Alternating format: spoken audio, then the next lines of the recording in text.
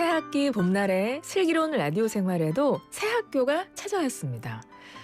정치 학교입니다. 네. 정치라고 하면 왠지 어렵고 멀게만 느껴지실 텐데 특히 유리천장 장벽이 아직 견고한 사회가 또 대한민국이고 그런 또 분야 중에 하나가 정치이기 때문에 그렇게 느끼실 것 같아요. 하지만 유리천장을 깨어나간 여성 정치인들과 함께 여성의 시선으로 세상을 새롭게 읽고 우리의 내일을 설계할 수 있는 배움의 교실이 문을 열거든요. 여러분 함께 해주시면 훨씬 더 친근하게 느끼실 거예요. 라디오 시민학교 K여성정치 오늘 1교시 선생님 모시겠습니다. 대단한 분 모셨습니다. 제17대, 18대, 19대, 20대 국회의원 4선 경력이시고요. 제2대 중소벤처기업부 장관 지내신 박영선 한국여성의정 공동대표 나오셨습니다. 학교니까 선생님 어서 오세요. 네, 안녕하세요. 이렇게 품격 있는 라디오 YTN에서 좋은 프로그램 만들어주셔서 너무 감사합니다. 네. 감사합니다. 네. 비로소 고품격이 된 것 같아요. 제가 늘 주차하는 고품격 라디오라고 말을 네. 했지만 오늘 비로소 고품격이 된 것 같은 느낌이고요. 아유, 감사합니다. 네. 저희 앞에 카메라가 있는데요. 첫인사 부탁드립니다. YTN 청취자 여러분 안녕하십니까? 여기까지 오는데 어디선가 봄이 오고 있더라고요. 여러분의 그 하루하루가 정말 봄꽃처럼 화사한 하루 되셨으면 좋겠습니다. 감사합니다. 감사합니다. 네. 우리 선생님의 그동안의 근황을 궁금해하시는 우리 학생들이 되게 많으실 것 같아요. 최근에 대학에서 네. 또 멘토링 센터 교수로 강단에 서고 계신다는 얘기는 제가 들었는데요. 네. 어떠세요? 어떻게 보내고 계세요? 네, 어제 첫 정기 강좌 제가 첫 번째 강사였었습니다. 네. 제가 서강대학교에 대한민국 최초의 대학 멘토링 센터 생각의 창을 만들었는데요. 서강대학교가 예수의 학교이지 않습니까? 그래서 그곳에 김상용 신부님하고 같이 제가 공동 센터장을 맡고 있고요. 지금까지는 약 1년 반 동안 만들어진 1년 반 동안 이창용 한국은행 총재를 비롯해서 그 8분의 특강 강사를 모셨고요. 이번 학기부터는 공감의 시대, 경험이 주는 미래, 그래서 AI를 살아가는 우리 학생들에게라는 주제로 멘토링 센터의 95명의 회원분들이 그중에서 희망하시는 분들이 이제 강사로 나서십니다. 네. 강사로 쭉 나서시는데 제가 1번이었고 2번 타자가 퓨리오사 AI의 백준호 대표입니다. 예. 네. 그리고 그 강사 가운데에는 정말 대중 앞에 강의를 안 하시는 무신사의 조만호 의장도 계십니다. 멘토링 센터라고 하면 네. 주로 어떤 것들을 멘토링하는 곳인가요? 멘토링 센터의 모토는 경험이 주는 미래입니다. 그런데 특히 이제 저희가 생각하는 거는 AI 시대를 살아가는 후배들에게 특히 AI 시대는 경험이 바탕이 돼요. 엔지니어링 베이스만 가지고는 AI 시대를 살아가는데 뭔가 2%가 부족합니다. 근데 그 2%를 채워주는 것이 바로 경험이 주는 미래거든요. 그러니까 도메인 날리지를 알아야 되는 거죠. 그러니까 예를 들어서 YTN 방송이다. 그러면 YTN 방송에서 AI를 활용하기 위해서는 YTN 방송의 전문성을 잘 아는 사람과 결합이 돼야 되는. 그래서 저희가 그 경험을 제공하는 멘토링 센터입니다. 예. 네. 그 센터도 가서 강의를 듣고 싶네요. 특징은 95명의 회원들의 기부금으로 운영된다는 것. 그래서 그렇군요. 사회에 공헌을 하고 싶은 분들이 모여 있는 곳이다. 이렇게 이해하시면 되겠습니다. 정말 많은 분들의 뜻이 모인 굉장히 의미 있는 일을 네. 지금 강단에 서서 하고 계신 거고 그리고 사실 우리 장관님께서 5월부터는 이 국회의장 직속 단체입니다. 한국여성의정 상임대표를 또 맡게 되세요. 현재는 공동대표로 계신 거고 5월부터는 또 상임대표 취임을 하시는 건데 한국여성의정 단체에 대해서 간략히 소개 부탁드립니다. 한국여성의정은 국회의장 직속 단체이고요. 국회의장 직속 단체로 한국여성의정과 같은 지위를 가지고 있는 것이 헌정회가 있습니다. 그러니까 전직 국회의원들의 모임이죠. 그런데 한국여성의정은 전 현직 국회의원들의 단체입니다. 그래서 전직과 현직이 함께 모여서 대한민국 여성의 성인지 문제라든가 젠더 이슈를 중심으로 해서 여성들이 사회에서 좀 더 균형 감각 있게 일할 수 있도록 도와주는 그런 정책들을 개발하고 그것을 입법화하는 것을 도와주고 또 글로벌 시대의 외국과의 교류도 하고 있고 이런 곳입니다. 네, 현재 공동대표로 계시고 5월부터는 네. 상임대표 취임을 앞두고 계신데요. 저희가 이 시간이 라디오 시민학교 K여성 정치입니다. 우리 모두가 사실은 알아야 되는 부분이고 관심을 가져야 되는 부분이고 앞서도 이제 말을 했지만 이제 유리천장이라는 것이 우리 사회에 아직도 여성들에게 많이 남아있고 정치 그렇습니다. 분야도 그렇습니다. 그래서 오늘 우리 이제 선생님 첫 번째 선생님이신데 선생님이 그동안 걸어온 길을 조금 돌아보는 것만으로도 왜냐하면 유리천장을 계속 깨면서 지금까지 걸어오셨기 때문에 네. 그 이야기를 하는 것만으로도 오늘 1교시가 굉장히 의미 있는 수업이 될 것 같아서요.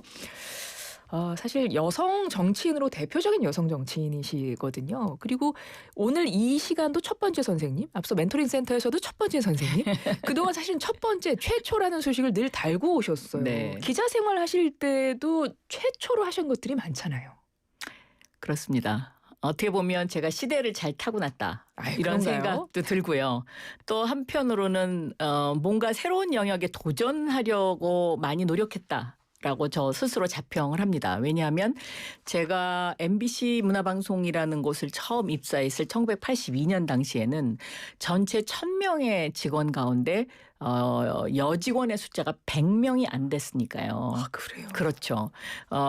그리고 또 그로부터 MBC를 22년 다니다가 국회에 갔을 때도 국회의원 300명 가운데 여성 국회의원의 수가 15%가 안 됐습니다. 그게 몇 년? 그게 2004년도입니다. 지금도 12년 20%를 전이네요. 넘지 못합니다. 아, 그런가요? 그렇습니다. 그러니까 그만큼 어떻게 보면 여성의 역할이 많이 요구되는 블루오션을 제가 잘 선택했다. 이렇게도 볼 수 있고요. 지금도 대한민국에는 이러한 영역이 굉장히 많이 있습니다. 그래서 저는 이 시대를 살아가는 여성들에게 그런 곳에서 좀 더 많은 도전 정신을 가질 필요가 있다. 이런 생각을 합니다. 심지어 제가 MBC에 처음 입사했을 때는 그 여성 화장실이 없었습니다. 회사에 여성 화장실이 그 없었다고요? 회사에 여성 화장실이 딱 2군데 있었습니다. 그래서 그 화장실을 찾아다니느라고 굉장히 애먹었던 기억이 있습니다. 저 이런 비슷한 영화 본 것 같습니다.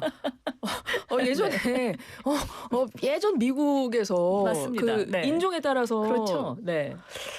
그런 게 불과 지금 30-40년 전의 일인데요. 예. 우리도 그런 과정을 겪어서 오늘날에 온 거죠. 근데 이제 오늘날도 제가 보면 20-30대 여성들이 차지하는 어떤 조직에서의 비율은 지금 한 30-40% 정도 됩니다. 네. 그런데 50-60대의 경험이 있는 여성들이 예를 들면 어떤 회사에 위원회가 열려서 거기에 가면 없습니다. 거의 없습니다. 그러니까 여성들이 아직도 그런 어떤 50-60대에서는 사회활동을 하는 그 비율이 한 20% 정도밖에 안 되는 것 같습니다. 왜냐하면 10명 중에 네. 1명 아니면 2명 정도 그 정도 있는 비중이라고 할까요? 네. 1983년에 수습 여기자 신분으로 뉴스 단독 앵커 최초로 맡으셨고 또 여성 첫 경제부장, 정치권에서는 여성 첫 대변인, 첫 원내대표. 그러니까 거의 최초의 수식어를 다셨다는 이야기는 지금 오늘 타고났다. 그때 내가 타이밍이 좋았다라고 말씀하시지만 얼마나 많은 노력을 하셨기에 이럴 수 있으셨을까 이런 생각이 듭니다. 네. 이게 가능할 수 있었던 가능할 수 결정적인 어떤 원동력, 무기, 비결 뭐가 있으셨어요? 남들보다 2배로 일하는 것. 그것도 인정받기 위해서. 퇴근 안 하셨어요? 여성이라는 이유 때문에. 근데 이거는요. 동서고금을 막론하고 여성에게 주어진 공통된 일이라고 저는 생각합니다. 왜냐하면 제가 1990년대로 기억하는데요. 네. 미국의 첫 여성 부통령 후보 페라로 여사를 인터뷰한 적이 있습니다. 네. 인터뷰한 적이 있는데 그분도 똑같이 얘기했습니다. 여성 부통령의 지위라는 후보에 지명되기까지 이분은 당선은 안 되셨어요. 지명되기까지 비결이 뭡니까? 라고 제가 질문을 똑같이 드렸는데 네. 남들보다 2배로 일하는 것 그것도 인정받기 위해서. 그러니까 그냥 좋아서 2배로 일하는 건 굉장히 즐거운 일인데요. 네. 인정받기 위해서 2배로 일한다는 건 때때로 가슴을 타고 내려오는 어떤 집에 넘어가고 싶은데 일하기 싫은데 남아서 치열하게 지금 일하는 거잖아요. 약간의 슬픔이 있습니다. 그런데 그것이 매일매일 쌓이다 보니까 저 여성은 그래 일을 열심히 하네 뭐 이 정도의 평가를 받았던 것 같습니다. 그러니까 남성들에 비해서. 네. 다른 사람보다 2배 일을 했기 때문에 네. 그러니까 그 모습 자체도 인정을 받았겠지만 그 역량이 치고 올라가는 속도가 다른 사람이 못 따라왔을 것 같아요. 그런데요. 네. 일을 하는 데는 일만 열심히 하는 것도 중요하지만 네트워킹이 굉장히 중요합니다. 그러니까 일을 열심히 하는 것이 50이라면 네. 네트워킹이 50이거든요. 우리 사회에서 그 어떤 나의 꿈을 이루는 어떤 그런 그 포션을 이야기한다면 이 여성들이 네트워킹이 굉장히 약해요. 맞죠. 네, 자기 혼자만 일 열심히 하면 된다고 생각하거든요. 예, 그리고 예. 그 자기 혼자만 일 열심히 하고 남이 안 알아주면 그것 때문에 불만이 쌓여서 스스로 꺾여요. 저는 그런 후배들을 굉장히 많이 봤는데 저는 그때마다 그런 얘기를 합니다. 네트워킹이 중요하다. 그래서 당신이 좋아하는 사람과 네트워킹을 하는 그룹을 만드는 것이 굉장히 중요하고 근데 이거는 제가 한국 사회에서만 이렇게 느끼는 게 아니라 제가 한 1년 전쯤에 하버드 케네디 스쿨 선임연구원으로 하지 않았습니까? 네네. 그래서 거기서도 하버드에서 소위 말하는 내노라 하는 여성들의 모임이 있었어요. 그 모임에 갔는데 그 모임에서도 그걸 성토하더라고요. 우리가 더 네트워킹을 강화해야 된다. 왜? 하버드에서도 여성 디인이 없는 거예요. 그러니까 책임을 지는 어떤 학장. 네. 근데 그해 처음으로 하버드 역사상 처음으로 여성 총장이 탄생했거든요. 그런데 결국 그 총장님도 쫓겨났습니다. 얼마 지나지 않아서. 그런데 그것이 그럼 그 쫓겨나는 어떤 그 과정에서 그럼 그분이 정말 그렇게 쫓겨날 만큼 잘못했냐? 그거 아니죠. 그분을 울타리 쳐줄 수 있는 네트워킹이 약하기 때문인 거죠. 사회라는 것이 사실은 네. 사회생활 할까 일을 할 때에 그냥 혼자 개별적으로 하는 것이 아니라 그렇죠. 조직 내에서 하지 않습니까? 그렇습니다. 어떤 체계가 있고 네. 서열이 있고 그렇습니다. 그런 데서 하다 보니까 이 네트워킹이 굉장히 중요하다. 네트워킹 어떻게 하면 잘할 수 있을까? 그런데 특히 이제 이 AI 네. 시대는 혼자 일하면 잘 될 것 같지 않습니까? 그렇죠. 더군다나 다 개별화되는 것 같지 네. 않습니까? 그런데 그렇지 않습니다. 이 AI 시대의 가장 핵심 단어 몇 개를 꼽으라 그러면 그중에 하나가 융합입니다. 이 융합이라 함은 결국은 네트워킹이 만든 결과거든요. 그래서 함께 일하는 팀 조직에 대한 훈련 이게 우리 대한민국 사회 전체적으로 부족하고 이게 더 필요하고요. 특히 여성들은 네. 더욱더 네트워킹을 강화해야 합니다. 예를 들면요. 금융에 있는 여성들은 네트워킹이 비교적 있습니다. 그것도 세진 않아요. 근데 제가 거기에 한번 특강을 간 적이 있는데 아침에 여성들이 쫙 모여서 강의를 정말 반짝반짝한 눈빛으로 들으시더라고요. 그래서 제가 그게 너무 경이로워서 그분들하고 계속 네트워킹을 한 적이 있습니다. 이 네트워킹의 이것을 우리 사회에 좀 확산시키기 위해서 그런 것처럼 그 네트워킹이 주는 힘 이거를 절대로 무시하면 안 됩니다. 혹시 오해하실까 봐 이게 네트워킹이 밤에 이렇게 회식하고 막 이런 거 말하는 거 아닙니다, 여러분. 그것도 아니잖아요. 포함됩니다. 포함입니까? 그것도 n분의 1 중에 하나입니다. 하나인데 회식을 어떻게 하느냐가 중요합니다. 그러니까 거기서 정말 긍정의 힘이 나오도록 회식을 하는 거. 그게 여성의 힘이죠. 거기서 술이나 마시고 그다음에 그냥 퍼지고 이거는 의미가 별로 네. 없고 또 오히려 이거는 우리를 더 맞아요. 피폐하게 만들잖아요. 맞습니다. 그런데 거기에 여성들이 끼어 있으면요. 그걸 어느 정도 견제할 수 있죠. 맞죠. 네. 어떤 느낌인지 여러분 아실 것 같아요. 네. 그러면 일도 남들보다 2배 하는데 개인적인 이제 일뿐만 아니라 거긴 더하기 네트워킹이 있습니다. 그렇게 해서 그동안 늘 앞선 자리에서 유리천장을 깨어 오셨는데 그럼에도 불구하고 우리 선생님도 진짜 너무 어려웠던 순간 있으셨을 것 같아요. 있었죠. 생각나는 거 있으시면 하나만 소개해 주세요. 예를 들어서요. 제가 방송인이 되는 그것은 제가 중학교 때부터 꿈꾸던 저의 꿈이었어요. 그런데 정치인이 되는 것 이건 한 번도 생각해 본 적이 없습니다. 심지어 저는 MBC에서 청와대 출입 기자를 하라고 정치부장님이 저를 소위 말하면 픽업하셨을 때도 저는 거부했습니다. 왜냐하면 저는 그 분야를 잘 모르고 네. 저는 경제부로 기자로서의 어떤 끝장을 보고 싶었던 그런 욕심이 있었기 때문에 그랬는데 제가 정치로 옮기게 된 거는요. 제가 MBC에서 MBC 경제부장이 저의 마지막 직책입니다. MBC 경제부장을 딱 그만뒀는데 그 다음에 제가 갈 자리를 생각해 보니까 이게 좀 약간 한숨이 나오는 거예요. 왜요?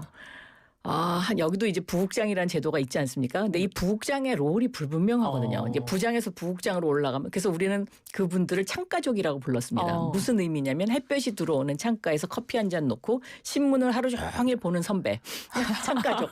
제가 창가족이 돼야 되는 거예요. 근데 그 창가족이 몇 년을 계속할지 모르는 거죠. 창가족 입장에서는 굉장히 삶의 질이 높을 것 같은데요. 그럴지는 모르겠습니다. 근데 약간 무료하시겠죠. 그렇죠. 그리고 예. 나는 뭔가에 대한 생각을 너무 많이 오래 하시게 그럴 될 것 거고요. 같습니다. 그래서 제가 그때 마침 정동영 선배가 지금 통일부 장관 네네. 정치권으로 오라는 오파를 했었는데 그 전에도 여러 번 오파가 있었지만 저는 단호히 거부했었어요. 그런데 그 오파를 하고 나서 제가 이렇게 하니까 노무현 대통령이 전화가 오셨어요. 바뀌자 그러면서 내가 정치개혁 깨끗한 돈 안 드는 정치를 좀 해야 할 것 같은데 박기자 같은 좀 약간 그 깨끗한 이미지의 사람이 필요하다고 이거 와서 좀 도와달라고. 그래서 저도 그냥 호기심으로 간 곳이 정치입니다. 바로 간 그날부터 후회 막심이지만요. 네. 이야, 이런 에피소드를 어디서 여러분 들으실 수 있겠어요. 네. 그렇게 해서 바로 하루아침에 후회했다고 하셨잖아요. 왜 후회하셨어요? 갔는데요. 네. 이거 정말 농담으로 하는 얘기입니다. 지금 서영교 의원 잘 나가잖아요. 예. 서영교 의원이 부대변인을 하고 있었어요. 그리고 김현미 국토부 장관이 네네. 대변인이었는데 제가 김현미 국토부 장관의 후임으로 들어간 거고 김현미 국토부 장관은 기획실로 옮겼어요. 그러니까 기획은 뭘 하는 거냐면 어떤 사람을 공천 줄까를 연구하는 곳입니다. 딱 갔는데 첫날 밤 한 11시쯤 됐는데 서영교 부대변인이 저한테 탁 이러는 거예요. 아니 웬 중고차가 나타나서 내 앞길을 막으시는 거예요. 그래서 처음에 저는 이게 뭔 소린가 하고 엄청 당황했어요. 그랬더니 나중에 알고 봤더니 서영교 부대변인은 본인이 김현미 대변인이 저쪽으로 옮기면 본인이 대변인이 될 거라고 생각을 했던 것 같아요. 네네. 근데 생각지도 않은 사람이 낙하산으로 날라온 거예요. 그렇게 보이실 수 있죠. 그분한테는. 그분 당연히 입장에서. 그렇죠. 네. 그래서 저 엄청 당황했어요. 그다음에 두 번째 김현미 장관이 대변인으로 떠나면서 밤 11시에 저한테 딱 이렇게 얘기를 하는 거예요. 이제 김현미 장관은 대학 졸업한 후에 정치권에서 오랫동안 있었던 분이잖아요. 그 당직자로 쭉 성장했으니까. 아유 언니는 공주과가 아니네. 그러면서 언니는 조금 가겠어. 그러면서 언니 내일 아침에 5시까지 나와. 그리고 딱 가버리는 거예요. 어머. 바로 언니는 조금 더 가겠어. 라고 했는데 진짜 오래 가셨거든요. 바로 알아보셨네요. 야, 그래서 내가 완전히 그날 밤에 와 여기 혼란의 밤이었네요. 밤 11시에. 여기 잘못 왔구나. 저 집에 가서 울었을 것 같습니다. 울진 않았고요. 울진 않으셨어요? 가슴이 쓰렸어요. 와. 내가 그 따뜻한 MBC를 걷어차고 여기를 나와가지고. 나 깨끗한 정치 하려고 왔는데 너무 어렵다. 바로 첫날부터 느끼셨는데 네. 그럼에도 불구하고 본인의 길을 잘 개척해서 오셨고 그리고 우리 이제 박영선 전 장관님 우리 선생님을 딱 떠올리면 정치권에서 재벌 저승사자, 재벌 저격수 이 언니는 오래 가겠어라고 했는데 넘어서서 저격수, 적승사자 이제 이런 말을 별명을 들으셨단 말이에요. 근데 저는 그거를 보면서 사실은 이 대기업 자본과 대기업들과 맞선다는 게 이게 남성도 쉽지 않을 거고 굉장히 어려운 분야라고 생각합니다. 그래서 지금까지 쭉 말씀을 들어보면 이걸 여쭤보고 싶어요. 끝까지 뭘 하든 어떤 역할이든 흔들리지 않고 개혁을 밀어붙일 수 있었던 그 힘에 어떤 여성만이 갖고 있는 그런 힘이 있었던 거 아닐까? 있었죠. 어떤 그러니까 거였어요? 처음에 저희가 와서요. 도대체 정치권에 와서 내가 왜 왔지? 뭘 해야 되지? 이거에 대한 생각하는 혼란의 시기가 있었는데요. 제가 MBC 경제부장 출신이었잖아요. 네. 경제부장을 하면서 우리나라 중소기업들이 너무나 그 재벌 기업으로부터 핍박받는다고 생각했어요. 기술 탈취 문제라든지 등등등등. 그래서 또 우리나라 재벌 기업이 갖고 있는 어떤 순환 출자 문제라든가 대주주 지분의 문제라든가 이런 것들이 대한민국의 경제를 마이너스로 몰고 간다. 라고 저는 생각했거든요. 그래서 제가 재벌 개혁을 해야 되겠다. 그 첫 번째 제가 들고 나온 게 금산분리법. 그러니까 금융과 산업자본을 분리하는 거죠. 네네. 여기에 가장 타겟이 됐던 기업이 삼성이었어요. 왜냐하면 삼성물산과 삼성생명이 같이 대주주로 있는 게 삼성전자거든요. 이게 엄청난 핫 이슈였고 이 거대 삼성과 싸우는 저는 어떤 그 골리앗과 다윗의 싸움에서 맨날 대롱대롱 매달려서 많이 맞았지만 그러나 맞을수록 더 두더지처럼 오뚜기처럼 일어서자라고 생각을 했고 그런 힘 속에는 학벌 내지는 뭐 이런 그 네트워킹 그러니까 이게 어떻게 보면 또 네트워킹이 도움이 되는 경우가 있어요. 남자들은 그런 상황이 되면 막 누군가가 와서 야, 너 우리 후배인데 그거 좀 봐줘. 그거 해갖고 술 마시고 이러면 약간 흐지부지 되는 경향이 있거든요. 네. 근데 저는 그런 기회도 별로 없었고 또 남들이 왠지 나한테 말 시키면 더 덧날 것 같은 느낌? 다른 사람들이 그렇게 느낀다는 거. 네, 그런 느낌? 그런 것들이 많은 방패가 됐던 것 같기도 해요. 그런데 또 농담 삼아 저랑 친했던 한 남성 의원은 제가 조금 조용하고 있잖아요. 그럼 어이 박 의원 왜 요새 조용해? 그러면 왜 그래? 그러면 그 재벌 기업에서 나한테 골프 치자는 얘기가 연락이 안 오네.